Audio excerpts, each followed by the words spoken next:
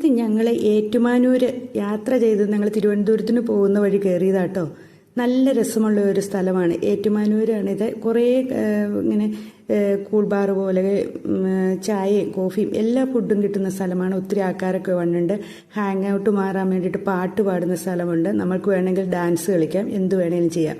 നല്ലൊരു സംഭവം. എനിക്ക് കണ്ടപ്പോൾ ഭയങ്കര ഇഷ്ടപ്പെട്ടു കേട്ടോ. കുറേ കുഞ്ഞു കുഞ്ഞു കടകളാണ്. അവിടെ എന്തും കിട്ടും, ഷെയ്ക്കോ ജ്യൂസോ എല്ലാം കിട്ടും കേട്ടോ.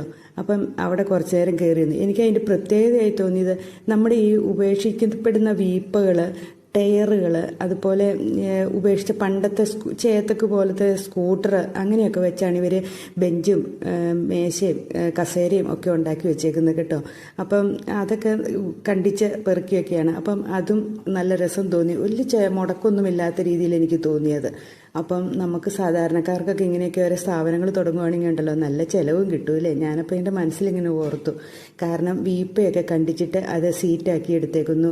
പഴയ സ്കൂട്ടറിൻ്റെ മുകളിൽ മേശയൊക്കെ ഇട്ടിട്ട് ചുറ്റും ടയറിൽ വെച്ചിങ്ങനെ പൊക്കിയിട്ട് അത് കസേരയാക്കി വെച്ചേക്കുന്നു. അങ്ങനെ ഒക്കെ ഉള്ളത്.